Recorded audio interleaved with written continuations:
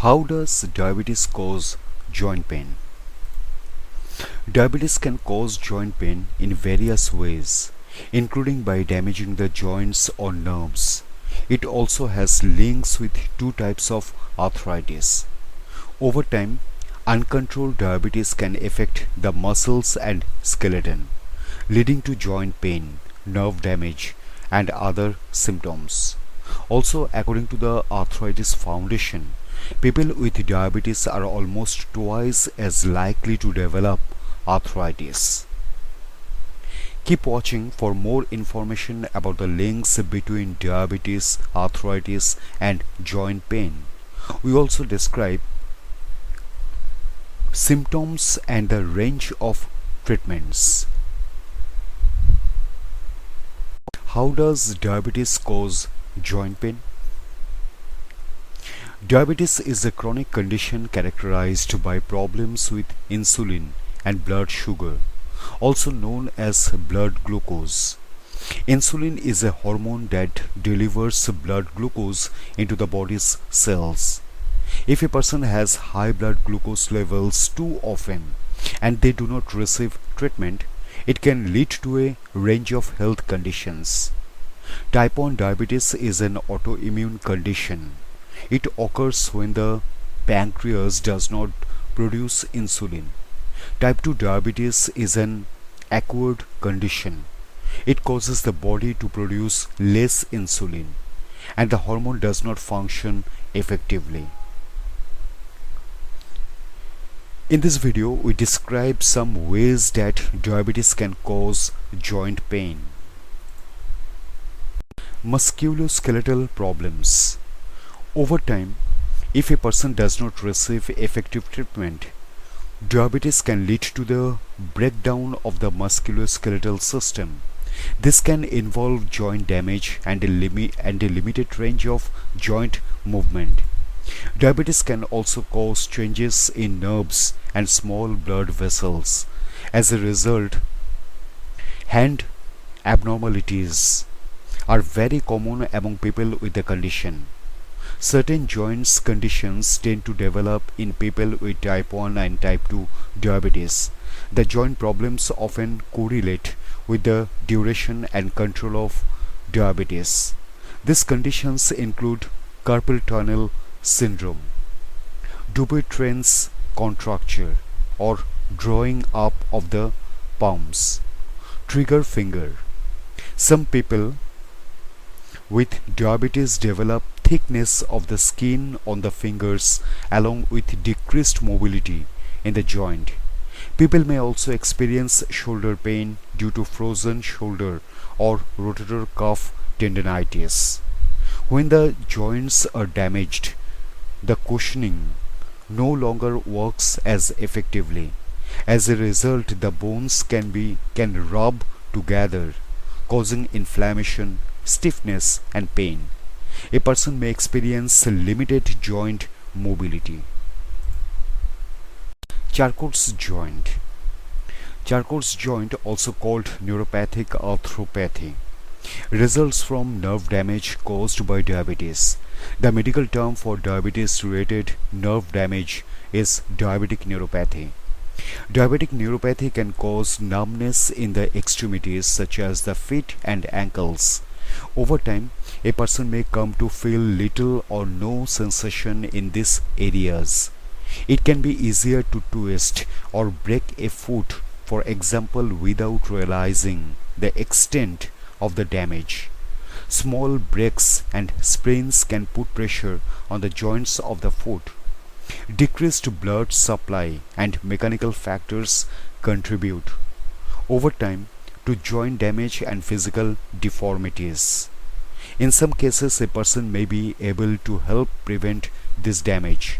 The following are some warning signs of Charcot's joint: redness or swelling, numbness, pain in the joints, areas that feel hot to the touch, changes in the appearance of the feet. If Charcot's joint or neuropathic arthropathy is causing pain, avoid using the affected foot until it heals. If the feet are numb, consider using additional support such as arthrotics. Doctors usually treat Charcot's joint with a cast. Links with arthritis. People with diabetes are almost twice as likely to develop arthritis. However, the risk of arthritis may differ depending on whether a person has type 1 or type 2 diabetes. Rheumatoid arthritis and type 1 diabetes. Both rheumatoid arthritis and type 1 diabetes are autoimmune disorders. This means that in both cases the immune system is attacking on otherwise healthy part of the body. In a person with rheumatoid arthritis, the immune system attacks tissues in the joints, causing swelling, pain, and deformities. In a person with type 1 diabetes, the immune system attacks the pancreas, stopping the production of insulin. Both rheumatoid arthritis and type 1 diabetes involve inflammation, and certain clinical signs of inflammation including C-reactive protein and interleukin 6 levels are consistently high in people who have either condition. Having one autoimmune condition can increase the risk of developing a second. This helps explain why type 1 diabetes and rheumatoid arthritis can coexist. Osteoarthritis and type 2 diabetes. Unlike type 1 diabetes and type 2 is strongly associated with excess body weight. Being overweight or having obesity also increases a person's risk of developing osteoarthritis, as the weight puts extra stress on the joints, particularly in the lower body. A person can reduce their risk of developing type 2 diabetes and osteoarthritis by maintaining a healthy weight through a healthful diet and regular exercise. If a person has either condition or both, reaching and maintaining a healthy weight can improve their symptoms. According to the Arthritis Foundation, losing 15 pounds can significantly improve the level of knee pain in a person with osteoarthritis, for example. Also, in a person with type 2 diabetes, losing 5 to 10% of their total body weight can reduce their blood sugar levels significantly. As a result, they may need to take less medication for the condition. Prediabetes and joint pain. Having excess weight puts a person at risk of both prediabetes and joint pain. The weight can lead to higher levels of blood sugar, and the pancreas may be unable to produce enough insulin to keep up. This can cause a person to develop type 2 diabetes. Carrying extra weight also puts stress on the joints, particularly in the lower body. To reduce the risk of developing type 2 diabetes and to limit stress on the joints, a person should maintain a healthy weight.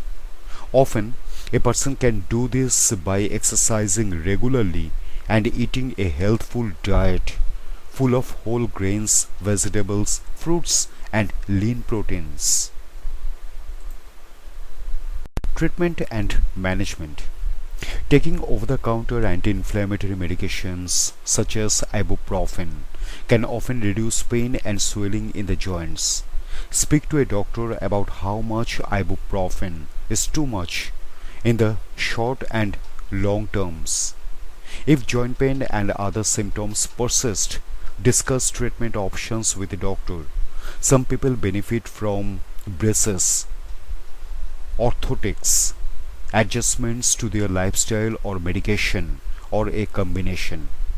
Type 1 and type 2 diabetes have different causes and treatments. People with type 1 diabetes usually need to take forms of insulin to control their blood sugar levels. People with type 2 diabetes may also require insulin. Often they only need to take medication that improves the response of their insulin to blood sugar. People with either type of diabetes benefit from maintaining a healthful diet and level of exercise. Reaching and maintaining a healthy weight has additional benefits for people with type 2 diabetes.